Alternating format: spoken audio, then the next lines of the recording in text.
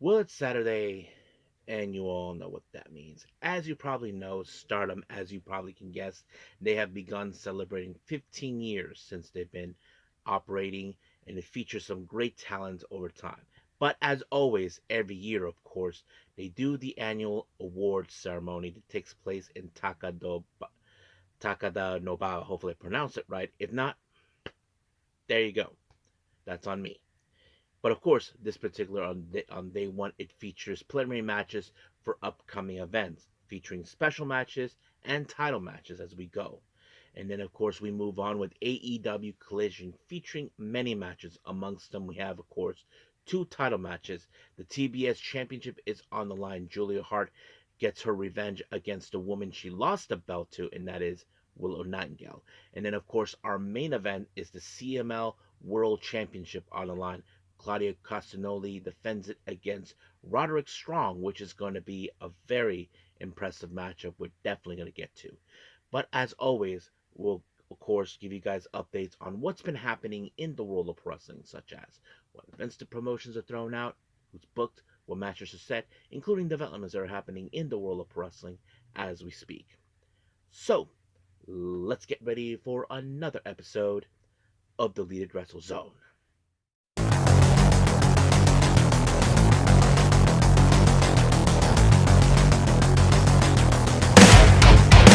Are you ready?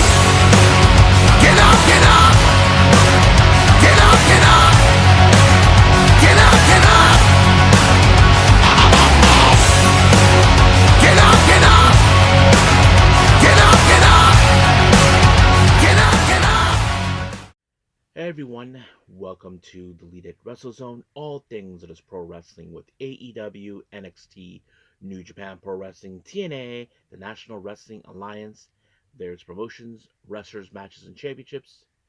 I am your host, Jay Rod here. So, if you are new to the channel, welcome. This is a channel we do a lot of pro wrestling reviews from various promotions, not only here in the United States, but also in Japan, Mexico, Canada, Europe, the UK. Anywhere where pro wrestling is not as big, but it continues to grow. We also, of course, do discussion videos, talk about various topics such as the wrestlers themselves, the promotions, factions, storylines, whatever we want to talk about. We also, of course, do more news updates. If certain information is unable to be on this episode, we can either put it on the next one or on a separate video by itself. We also, of course, do real-time news updates to keep you guys on alert if something has happened in the world of wrestling that needs to be addressed ASAP. We also, of course, got the Unagi Sayaka Watch and various other cool wrestling content as well. So if you like what you see, please subscribe to us and click on that subscribe button. You'll be getting a lot of daily reviews and other cool wrestling content as well. But if you like this episode, please give us a like on the like button or a nice comment in the description down below. Now, enough of the jibber jabbers. It's time to go to church. Well, it's still Saturday. But anyway, let's get started with Stardom. As you know, is the award 2025 in Takadanobaba. Hopefully I got it right.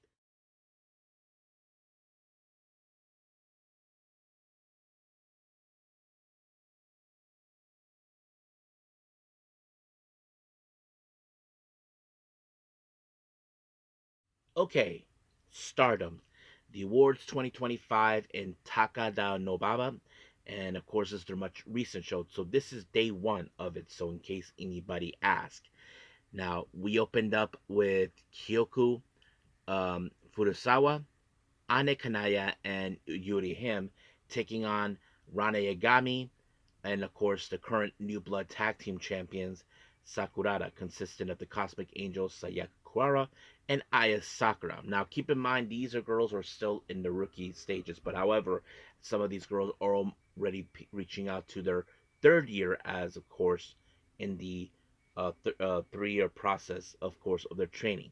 And of course, this would put the much lesser experienced wrestlers, of course, through the test to see how they would do. And I have to say they did a pretty good job.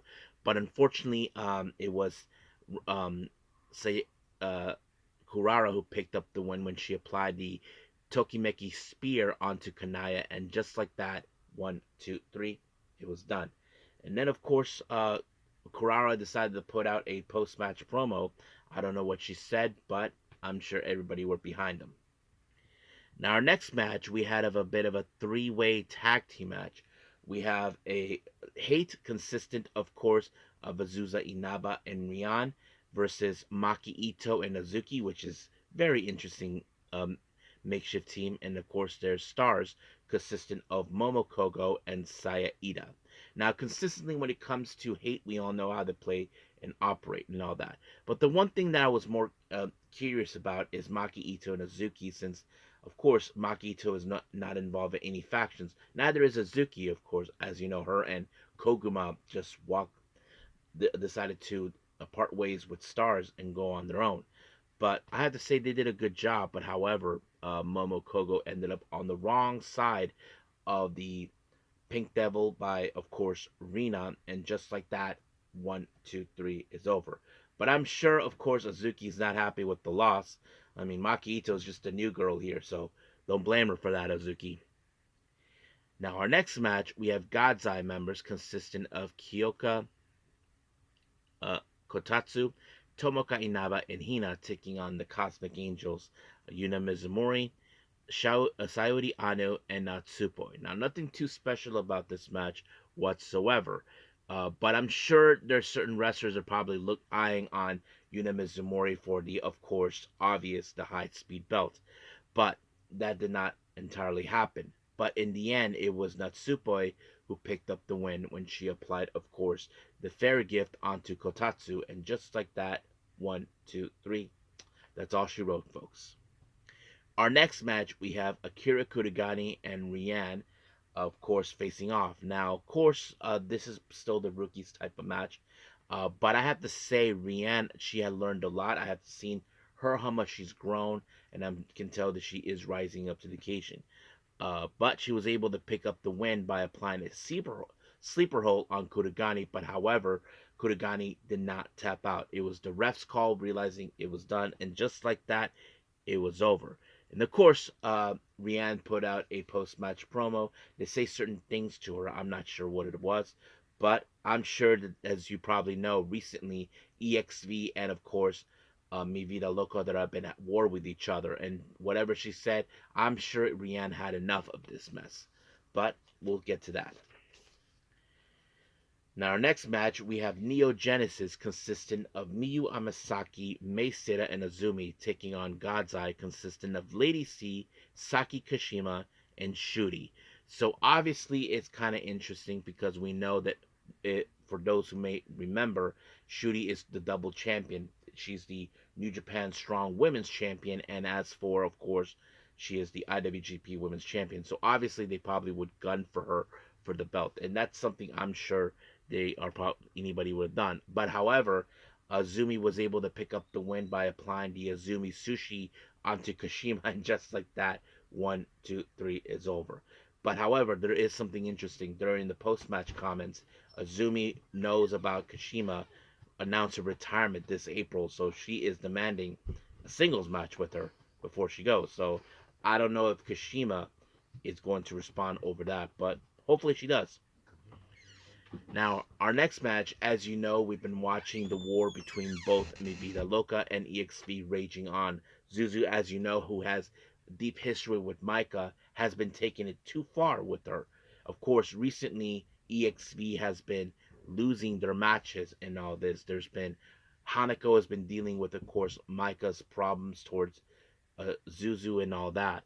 So today's match, of course, it was Izuki Aoki, Rina Mashita, and Zuzu teaming up, and of course EXV is Waka, Hanako, and Micah. But however, things did not go according to plan for, of course, EXV because it was Rina Yamashita that put away Hanako in her finisher move, and just like that, 1, 2, 3, it's over. And then of course we did see of course Mi Vida Loca in the post match promo gloat the fact how things have been going with both teams, and they lost. But what's interesting, what many of you may not know, during the post match comments, let's just say Rianne gave everyone a slap, both to Micah, Waka and Hanako is like saying, get your shit together, okay? She had enough of this mess. So that kind of sets it up. I mean, people were commenting, dang, Rianne, you really are going for this girl.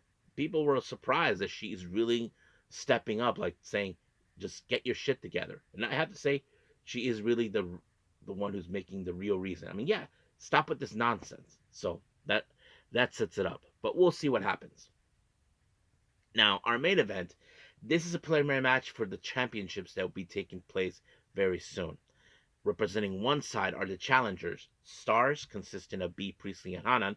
As you probably know, they'll be challenging for the Goddesses Tag Team belt very soon.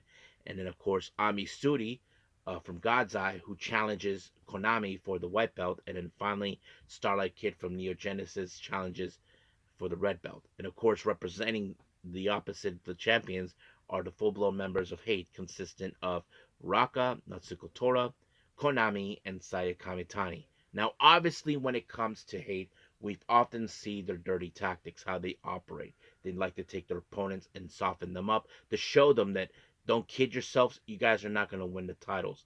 But however, in this case, things did not go according to plan for them because it was Amisuri with the like the thunderbolt onto Konami, and just like that, 1, 2, 3 is over. But sooner or later, someone has to lose their belt from the Hate side, so we'll see about that. But of course, Starlight Kid, in the other hand, put out a post-match promo, of course, telling her partners that the good luck for their upcoming matches, knowing that they're going to be in for a battle. But we'll see how that plays out for them too. But we'll see. But as of right now, we're done with Stardom. Let's move on with our last review, which is AEW Collision.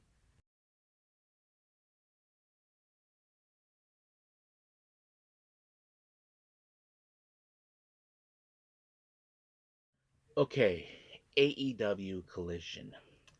We opened up with singles action. Now, as you know, we have brand new AEW World Trios champions. Uh, Hangman Adam Page, along with Jet Speed, Speedball, and of course the Jet.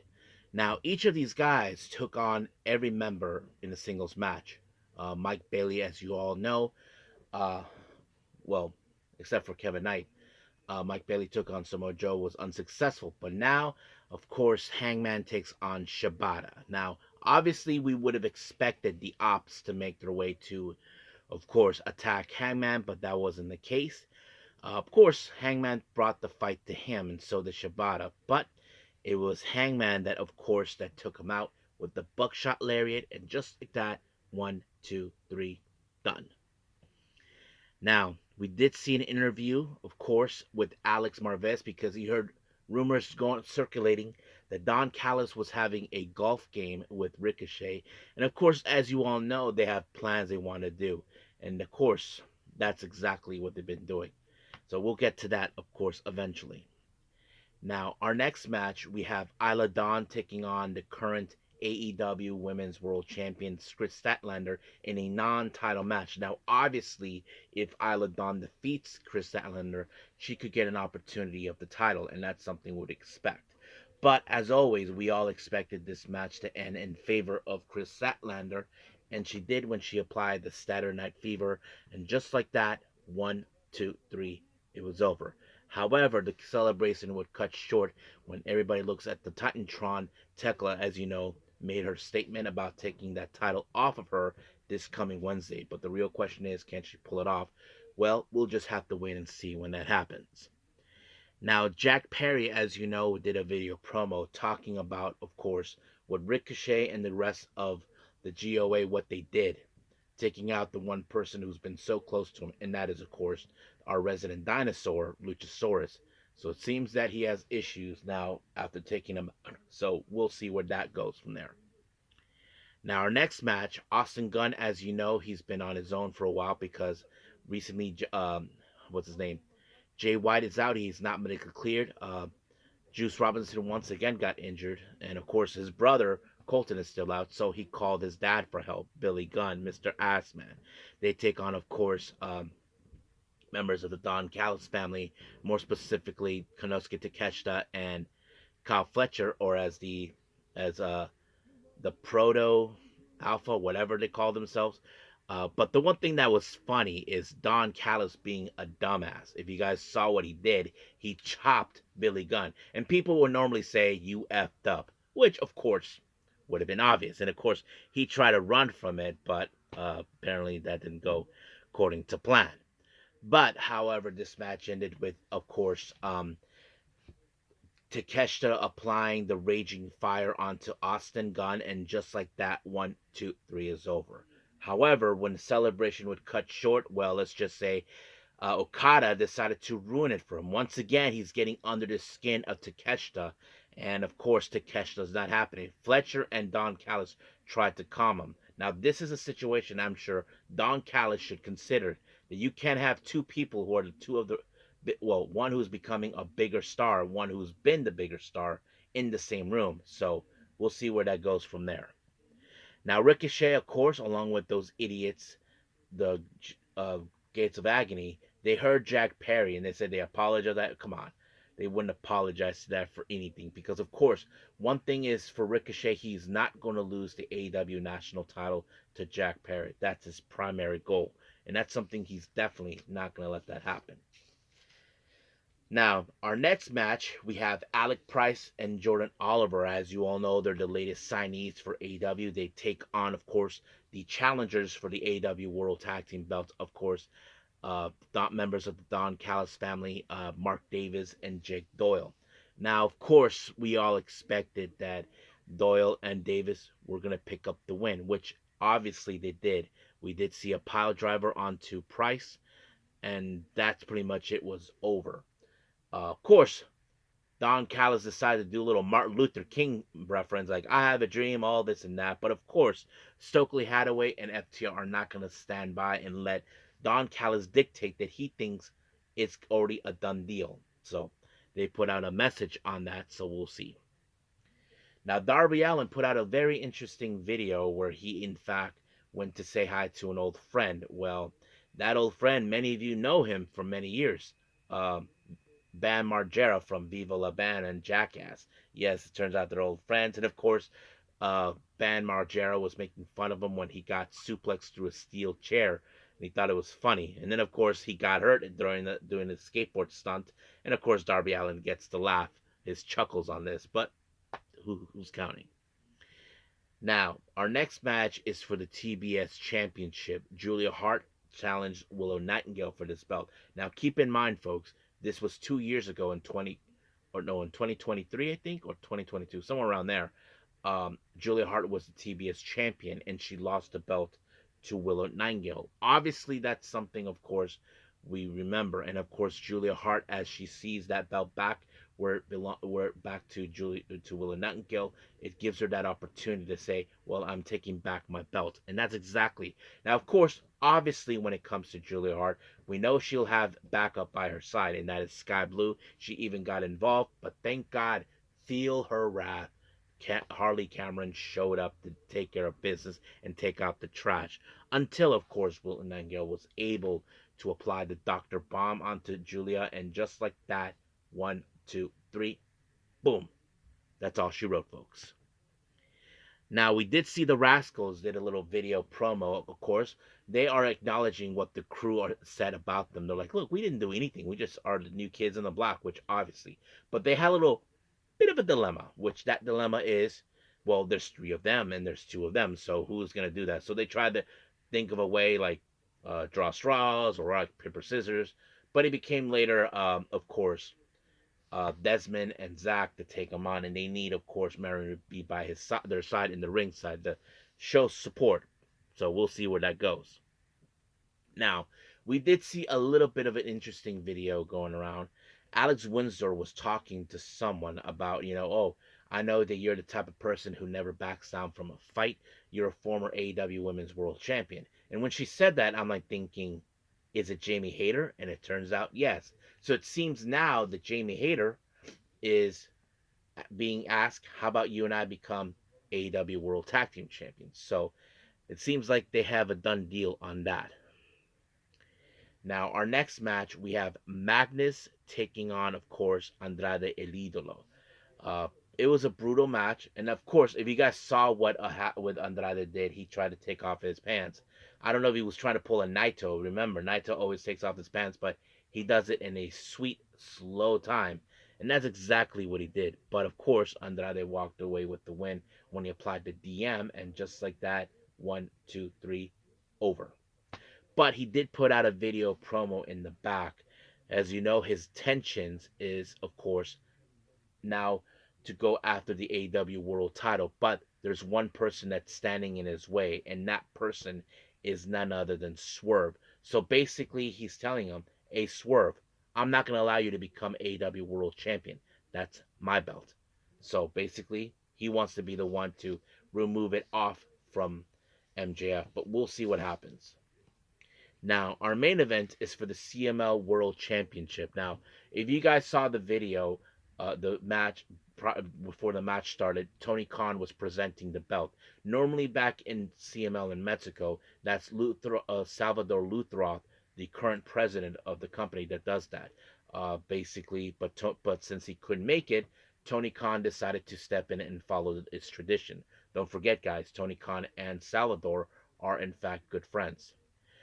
Now, of course, the match features Roderick Strong and Claudio, and I have to say it was a pretty good match. It had a bit of the technical aspects that we normally would see when it comes to these two guys, and of course, Orange Cassidy is trying to guide Roderick Strong to, to try to dodge, try to escape every moment that Claudio throw in. But of course, that idiot Wheeler Yuta got involved. But thank God for Orange Cassidy giving him an arm punch until he was wiped out by Claudio.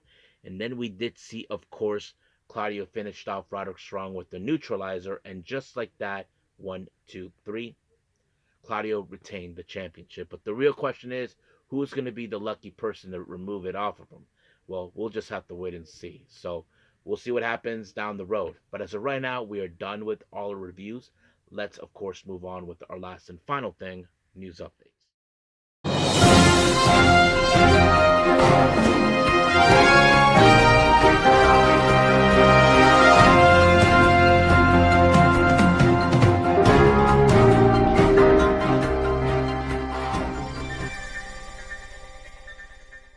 So welcome to our news updates. Now, I don't have upcoming events to, of course, update you guys on, but I do have some interesting developments happening. Now, we have three of them for this matter. The first one, of course, Fightful Select reports that Priscilla Kelly, many of you know her as Gigi Dolan back in NXT, was at the backstage for this past Wednesday AEW Dynamite. Now, many of you probably question why. Well, for those who may or may not remember, Priscilla Kelly is currently engaged with Zachary Wentz of the Rascals. So possibly she's there to throw in some support or just checking out the space, however you probably say it, but it's still unclear. Now, of course, many of you may not remember, she did mention that she was given an offer to join AEW, but the problem is that she did not want to have. For those who may or may not remember, she was once married to Darby Allin, and she didn't want to be remembered as Darby Allin's wife. That's something that she did not want. And of course, they divorced, but it was an amicable divorce, in case anybody asked. And I'm sure Darby Allin has no problems whatsoever, but we'll see what happens. Now, as you all heard, Tommaso Ciampa is going to be on his way out from WWE. But he did mention what are his plans are. His plans are into, of course, go back to the independents, but also he's been talking to about trying to get into New Japan Pro Wrestling. Now, I know it's not going to be that simple, but the real question we ask ourselves is New Japan really would like to have an interest in him? Well, I don't know. That depends on them. It's not an easy promotion to get involved, guys. Trust me. I hear things about that all the time. Now, as you all know, recently there's been talk about TNA when they made their official debut at the AMC. Well, apparently some people say it was a messed up event, first day of debut, and all of that. And one person just recently talked about it, and many of you know him too well. Eric Biscoff, who, as you all know, was the president of WCW, involved in TNA once before, and he had some things to say regarding of that particular day. So this is what he had to say. The format itself was just really not very well. It wasn't well produced. I don't know who's writing their show, who's producing their show, who's directing their show. All of them have some work to do. Um, he um, he says whoever decided to post those celebrities in one corner in the building where there were no freaking people, um, they look like a jabronis. And he says Eric Young looked like some guy that walked in off the street, snuck in and grabbed the first chair he could sit by himself, looking around hoping nobody caught him. What was that? The ring looked like you could fit in my kitchen. The overhead shot they used made it look like a postage stamp. I would never use that shot again if they're going to keep the same ring. Um, he even goes out. I'm not going to address the creative or anything like that, but the production itself was so poor. So yeah, that's pretty much his opinion towards it. I mean, what do you guys think? Do you think he's right that there was some poor production involving when TNA debuted in AMC? I mean, I've been hearing that from people. I mean, the matches were okay and all that, but what do you guys think? You think he's right? Leave a comment down below for that. So right now, let's call it a day. Well, I hope everybody enjoys this episode. Coming up, as you probably know, we might continue with more with Stardom with day 2 of the award show in Takadanobaba. Hopefully I pronounced that right. But if we do, yes. And I'm thinking about trying to catch up to some of the Japanese wrestling shows. As you know, I'm thinking about trying to watch the first season, the first episode of Magic Monday by Noah. We'll see how that goes around and all that, and hopefully try to catch up with Mighty Gold. I'm really, really want to catch up with that, but we'll see what happens. But as of right now, we'll leave things as it is, and we'll see how things will go for the next episode. But until then, I will see you guys in the next DWZ time, same DWZ channel. I must bid all of you adieu. So, goodbye, and have a nice day.